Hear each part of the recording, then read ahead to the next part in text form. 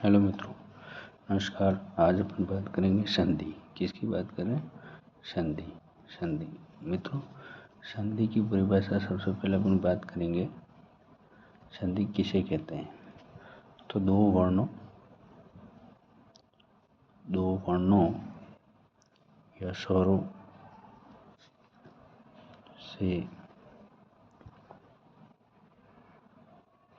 से उत्पन्न मित्रों, दो वर्णों या स्वरों से उत्पन्न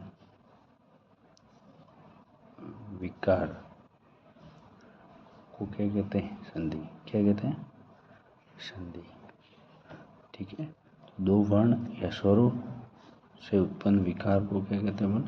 संधि। क्या कहते हैं? संधि। तो सबसे पहले अपन बात करें कि संधि। तो मित्रों, बात करते हैं संधि के प्रकार। संधि की परिभाषा अपन को समझ में आ गई कि दो वर्णों या स्वरों से उत्पन्न विकार को अपन क्या कहते हैं? संधि। अब अपन बात करें संधि के प्रकार। किसकी बात करें? संधि के प्रकार। ठीक है मित्रों, अपन बात करें संधि के प्रकार। संधि के प्रकार में अपन पहली बात करते हैं कि संधि कितने प्रकार की होती है। तो मैं बताऊं आपको कि संधि कितने प्रकार की होती है? 3। कितने प्रकार की होती है? 3। इसमें सबसे पहली जो होती है वो होती है स्वर संधि। दूसरी आपकी होती है व्यंजन संधि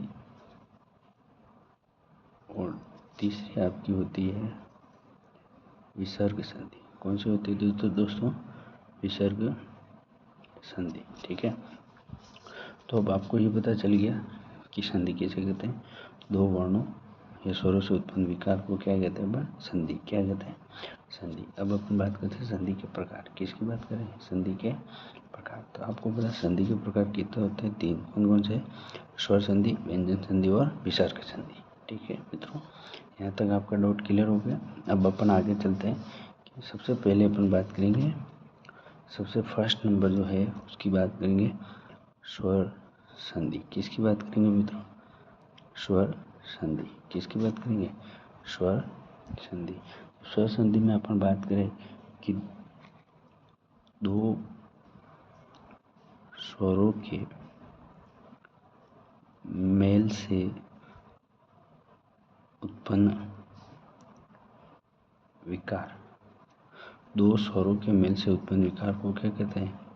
को स्वर संधि कहते हैं। क्या कहते हैं? स्वर संधि कहते हैं। ठीक है। इसमें क्या है? दो स्वरों के मेल, दो स्वर है उसके मेल से उत्पन्न विकार को अपन क्या कहते हैं? स्वर संधि। ठीक है। अब अपन बात करते हैं मित्रों कि स्वर संधि के प्रकार। किसकी बात करें? स्वर संधि के प्रकार। तो स्वर संधि 5 प्रकार की होती है। कितने प्रकार की? 5 प्रकार। ठीक है, 5 प्रकार। इसमें सबसे पहला जो प्रकार है, तो सबसे पहले तो आपसे पूछेगा स्वर संधि। दो स्वरों के मेल से उत्पन्न विकार स्वर संधि कहलाती है। इसके प्रकार टाइप्स। पहला अपन बात करेंगे दीर्घ संधि, दीर्घ स्वर संधि। दूसरी अपन बात करेंगे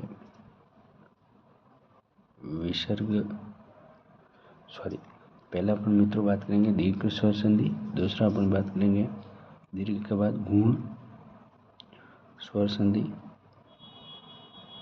ठीक है मित्रों, तो गुण स्वर संधि, दीर्घ स्वर संधि, गुण संधि। तीसरा अपन बात करेंगे वृद्धि संधि। ठीक है मित्रों, वृद्धि संधि। चौथा अपन बात करेंगे यण संधि। और पांचवा अपन बात करेंगे अयादि संधि। ठीक है मित्रों, तो सबसे पहले आपका डाउट क्लियर होना चाहिए कि सबसे पहले वापस चलते हैं अपन कि संधि कैसे कहते हैं। दो वर्णों या स्वरों से उत्पन्न विकार को क्या कहते हैं अपन? संधि। अब बात करते हैं संधि के प्रकार। संधि का प्रकार है स्वर संधि, व्यंजन संधि और विसर्ग संधि। ठीक है, तो सबसे पहले अपन बात करें स्वर संधि। दो स्वरों के मेल से उत्पन्न विकार को क्या कहते हैं? स्वर संधि। क्या कहते हैं? स्वर संधि। ठीक है, स्वर संधि के प्रकार पूछे अपन से तो कितने प्रकार के होते हैं? 5। पहला है दीर्घ स्वर संधि, गुण स्वर संधि, वृद्धि संधि, यण संधि और अयादि संधि। ठीक है मित्रों, ये स्वर संधि के 5 प्रकार है जो आपको याद होने चाहिए। ठीक है, आगे चलते हैं अपन। तो स्वर संधि में सबसे पहले अपन बात करेंगे दीर्घ स्वर संधि। सबसे पहले अपन किसकी बात करेंगे? दीर्घ स्वर संधि। तो मित्रों, इसमें आपको क्या याद रखना है कि इसमें जो आप अपना ऋस्व स्वर है, अब ऋस्व स्वर कौन कौन से ये आपको पता होना चाहिए। ऋस्व स्वर में मैं बात करूँ अ, ई और उ, ये अपना क्या है? ऋस्व स्वर। क्या है? ऋस्व स्वर। मित्रों, ये आपको पता होना चाहिए। तो ऋस्व स्वर जो है अ, ई, उ, इसका क्या होता है? दीर्घ रूप। दीर्घ रूप कैसे होगा? अ अगर आएगा तो आ हो जाएगा, ई अगर आएगा तो बड़ी ई हो जाएगा, और ऊ अगर आएगा तो क्या हो जाएगा? बड़ा ऊ। ठीक है, तो इसका ऋस्व का क्या हो रहा है? इसका दीर्घ रूप। क्या हो रहा है? इसका दीर्घ रूप। तो इसलिए दीर्घ स्वर संधि में क्या होता है? ऋस्व स्वर। ठीक है मित्रों, तो ऋस्व स्वर में अ, ई, उ का क्या हो जाता है? आ, ई, उ। तो इसकी पहचान क्या है? दीर्घ, सबसे मेन बात दीर्घ स्वर संधि की जो पहचान है, पहचान क्या है कि आपको सब क्या मिलेगा? या तो क्या मिलेगा? आ, या क्या मिलेगा? बड़ी ई या बड़ा ओ।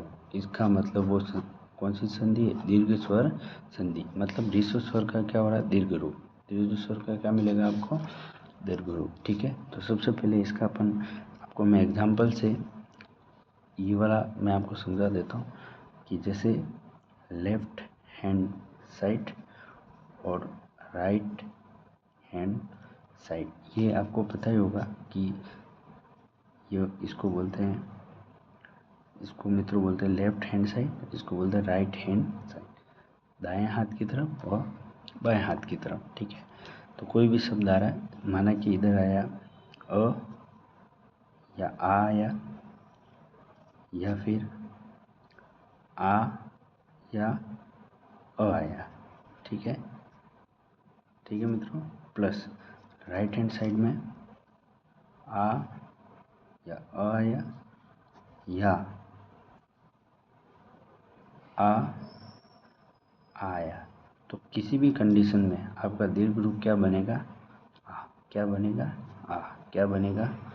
आ। तो इसको अपन एग्जाम्पल के माध्यम से समझेंगे।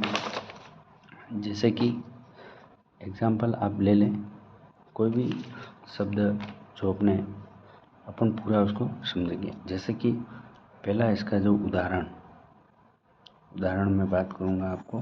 इसका पहला जो उदाहरण है मैं आपको समझाने के लिए बात करूँगा।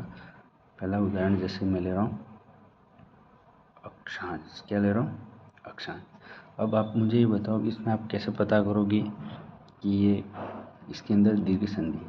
तो सबसे पहले इसकी पहचान मैंने आपको क्या बताई? पहचान क्या थी कि आ, ई, उ अगर आपको मिले तो वो कौन सी होगी? दीर्घ स्वर संधि। ठीक है, तो अब यहाँ पहचान आ कहाँ मिल रहा है? देखो मित्रों, आ यहाँ मिल रहा है। ठीक है, उसको कैसे इसका पोस्टमार्टम करें? ठीक है, पहले इसको अलग करें। पहले अ, क्ष, क्ष में से आ निकलेगा, तो आ ये निकला, इसलिए हलंत लगाया मैंने क्योंकि यहाँ क्ष अक्षांश है, तो ये आ निकला प्लस स। ठीक है, अब इसका पोस्टमार्टम करते हैं। क्या करते हैं? पोस्टमार्टम। ठीक है, तो इसका पोस्टमार्टम करके तो आ का निर्माण कैसे होता है आपको पता है? अ प्लस अ से हुआ, फिर इसके अंदर बिंदु थी वो इसके ऊपर आ गए। ठीक है, अब ये वाला जो अ है वो इसके अंदर जोड़गा और ये वाला जो है यहाँ जुड़ जाएगा। तो अब मैं जोड़ रहा हूँ अ, ये आ, ये अ यहाँ जुड़ा, अक्ष धन अंश। ठीक है मित्रों, अब वापस अक्ष धन अंश। ठीक है, वापस अगर इसका संधि, वापस इसको शब्द का निर्माण करना हो तो कैसे करें? क्या करें आप? तो देखें आप कि भाई अपना शब्द आया अक्ष धन अंश, शब्द का निर्माण करना है। ठीक है, तो कैसे करेंगे आपको पता है कि इसमें से क्या निकाला मैंने इधर से क्या निकाला प्लस स, क्या हुआ स। अब आपको पता है कि प्लस मिलकर क्या बनता है आ, जो कहाँ जाकर जुड़ेगा इसके अंदर, कहाँ जुड़ेगा तो शान और ये स, तो क्या बन गया अक्षान। समझ में आया कि नहीं मित्रों? तो अपन वापस एक बार इसका रिवीजन कर लेते हैं। ठीक है, इसके उदाहरण मैं आपको बता दूंगा कि संधि किसे कहते हैं? दो वर्णों या स्वरों से उत्पन्न विकार को क्या बोलते हैं अपन? संधि बोलते हैं। इसके टाइप्स की बात करें तो कितने टाइप्स के होते हैं? 3, स्वर, व्यंजन और विसर्ग।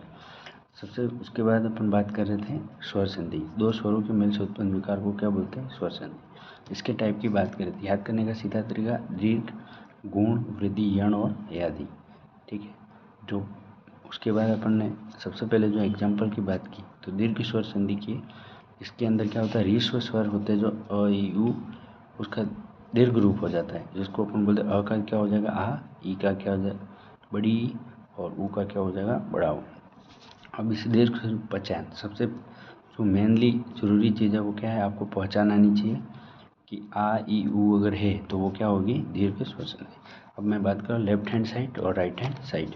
अगर अ आ जाए या आ जाए या आ जाए या आ जाए, प्लस राइट हैंड साइड में आ जाए या आ जाए या फिर आ जाए या आ जाए, तो बराबर क्या होगा? क्या होगा? इसका उदाहरण एक मैंने समझाया, जैसे अक्षांश। क्या समझाया? अक्षांश। तो अक्ष धन, इसमें से क्या निकाल दिया? इसमें से दीर्घ पहचान का की पहचान ये आ, यहाँ पे आपको दीर्घ रूप दिख रहा है इसलिए अपने आ यहाँ निकाल दिया प्लस अ। ठीक है, तो आ का निर्माण कैसे होता है आपको पता है? अ प्लस अ, एक अ इसके अंदर जुड़ गया और एक यहाँ चला था अक्ष धन अंश। वापस इसको अगर जोड़ना हो अक्ष प्लस अंश को, तो अक्ष में से अ निकाला, अंश में से अ निकाला और अब मिलकर क्या बनता है आ। वापस ये क्ष में छूट जाएगा तो क्या बन जाएगा? अक्षांश। इस तरह से आपको समझ में आएगा। अगर समझ में आए तो इस चैनल को सब्सक्राइब, लाइक, शेयर जरूर करें। धन्यवाद।